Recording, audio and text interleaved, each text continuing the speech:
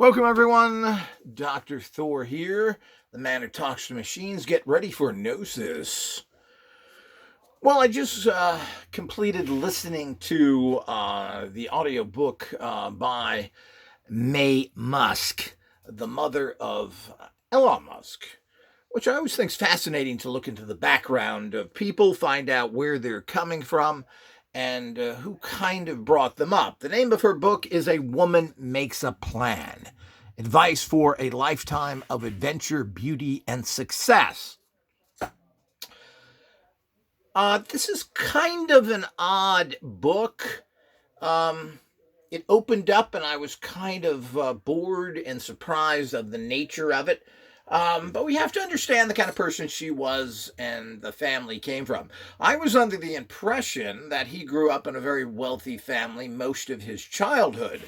And there were reports that he was taken to school in a convertible Rolls Royce. I'm not sure if that's true or not, or at least the time he was with his father. But she is the mother of Elon, the oldest, his brother, and a sister, which you rarely see. And you don't hear too much from his brother, but he's been in the background assisting in many areas of development and right next to Elon through the process, and having many ins and so forth. If we are somehow to look at her life to think that she had a special life and that this was then passed upon to her sons and daughter is kind of a misnomer if we are to believe the facts of this. Because while her father was a chiropractor, which is interesting, so there is that area that you would think that Elon would be more open to alternative medicine and other things. Of course, you don't hear anything out of his mouth with that. Probably would be way too creative, and he certainly is not a creative person. He is not an engineer. He has a degree in economics and physics. That is not engineering. He's not a scientist. He does, his background is minimal at best. There's no computer science in that either. He taught himself how to write code, etc. But that's for another book in time and reveal. So who was his mother? So it's interesting that she basically, I don't know if it was before marrying his father, was a model. And she opens up with the modeling tips and modeling this and modeling that, talking about makeup and other things, which I find really base level. I mean, she certainly is not a what you would call a big thinker or a person who's involved in higher states of being in general. Certainly, she had no major education to speak of, even though she was an official nutritionist, apparently. She was a model, she was a nutritionist, apparently got a degree in that area or whatever that is, was certified in some way. I don't quite remember that. And as I've mentioned, her father was a chiropractor. So she did nutritional counseling for people all the time, working with doctors, telling them how your eating and meals and nutrition will impact whatever illness you have.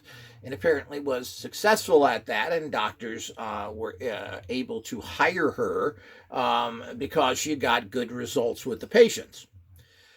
And of course, doctors don't know that much, and they probably don't want to bother. It's cheaper to send that person to a nutritionist who knows what they're talking about. Now, nutritionists have been around for a long time, and the doctors have kind of stepped back. I remember that in the late 70s and early 80s, how you would go and get counseling by nutritionists, even at your local HMO, which is where I initially went, and it was really comical because they knew nothing. As I told the nutritionist after speaking with her for a few minutes, oh, you're here to tell the Mexicans to stop eating so many beans and tortillas, which was about it. Had no background, no understanding, no interest in using supplements and other things to any great degree, which is the fact of, try not to live on fast food and eat 50 tortillas a day. So this is the kind of reality that nutritionists had. Now, she seemed to have been a level beyond that. Of course, she spent most of her time in Canada doing her work, but she met his father, Errol Musk, um, and they got married and they had these three children together. Now, per her, she was physically abused by him, and he was a rotten guy. He physically abused. He did the usual thing to kind of control women once they know what they did. And she claims that while she was married to him in particular, that she was living in a state of fear all the time from abuse.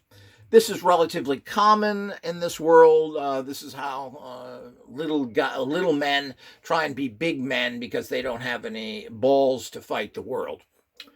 Now, apparently, his father did have a fair amount of money. He was an engineer, builder, whatever his exact title was. He was in several things and made a lot of money. Apparently, none of this money went with her when she left. So she got nothing from him for support of the children as well. This is what she claims, as well as being physically abused, being attacked, literally attacked and beaten in front of the children as well. So, and when she left, she got nothing. She had no monthly alimony or anything else, which is pretty rare in those days. And I'm not sure how that all works. And of course, you have to have money for attorneys and do other things. So she had to go out on her own and was able to do that because she had a modeling career and was able to get jobs. She then combined that with her nutrition education and so forth, and was able to function fairly well in, I believe most of this was done in Canada. I think they then moved to the. Am I right with that? It's been a while since, but I'm not sure that means anything. But she's normally she is basically considered a Canadian citizen, which is part of the greater Commonwealth of the British, which is what Canada is part of, as is South Africa, and several other places which I can't think of. Right, there's a Commonwealth. I think Australia and New Zealand are part of the Commonwealth as well. So there's these weird different laws and abilities to move from one country to the other easily. So part of the Commonwealth means that you can move from South Africa to Canada very easily. And so forth. But it's strange. They're still charged taxes and other things. I remember sending something from Canada to a woman in the UK, and they had to pay import taxes, which I thought was kind of strange. But so there are tariffs and taxes and all those things. And of course, there's always has been. You've probably been told different, that nobody has any tariffs. So the whole idea is that this is the reality that was out there. So basically, she was struggling to survive from day one. And while there was some minor help from others, etc., I don't remember the details of that. She basically was living from paycheck to paycheck and barely getting by for most of her time until she was able to get her nutritional career kicked off and had a good clientele that came to her where she was recommended through doctors. She also was able to make some good money consistently as a model, particularly an older model, because this happened kind of in her midlife where she broke up to a large degree. And this was a time when they were looking for older models. So she was able to get in to the modeling scene, apparently relatively easy with a few contacts she had. And apparently the modeling industry liked the fact that she was older in her look in general. So she was able to keep a lot of money coming in, or not a lot of money, some money coming in to do that lifestyle. But Elon did not. Elon, Monkey Man, was the whole idea was not grow up. He did not grow up in the lap of luxury. As a matter of fact, she had very little money in general. Neither did anybody in the family. So here she is, basically a single woman without any means of support other than what she can generate through modeling and whatever job she has, and three children to bring up. I was a little shocked by that. I was shocked by the fact that that's the reality where Elon Musk came from. I always thought, as he said, that he was wealthy. Apparently not at all. And he didn't, as I said, when he was with his father, he may have had a lot of these extra luxuries, but he certainly didn't grow up with that. I'm actually surprised that he doesn't talk worse about his father, even though I have noticed that he said his father was a very bad father, etc. But I wouldn't let things rest at that. This seems to be horrible things that went on there with abuse of his mother, etc., by what considered of a tyrant. He also married other younger people. The usual story of someone who has a little bucks, who then is a young marrying people that are half his age, etc. That's usually the way these things go. And apparently he was always trying to get her back, and the problems with that. Kind of a classical case of these kind of people and the losers that they tend to be when they break up with a woman. Finding out that they then want them back, etc. But in general, she was treated horribly by him and then had to leave and took her children with her, or basically with their children. But it was pretty shocking that he didn't give them a dime. Very shocking as well. But so she was able to make it do well. This is a book about her struggles, and it goes into all the details. If you're really interested in it, well, you certainly can get it. I got it on Audible, but it's available on Kindle as well. So you can get this book if you're really interested, and particularly a single woman who may be struggling on your own. I think you can relate to this quite well. And as I said, I was pretty shocked. I was under the impression that he was living in the lap of luxury for most of his life, which he wasn't. So they basically had to struggle all the way, and any opportunities that he was able to get was not paid by anybody except himself. So what are the real details behind all that? I don't really know, because I don't believe anything that people tell me. But the fact of how they're able to achieve, I mean, his story in general and how he was able to make a lot of money is pretty comical to a large degree. And I think there's a lot in the background that we don't know about. But he made his money by taking the yellow pages and putting them online with a person who had that idea that he worked with, and that then was bought from him for $300 million. But certainly that's the kind of creativeness you get from him in general. He's a very uncreative, unscientific, and certainly has no engineering background whatsoever.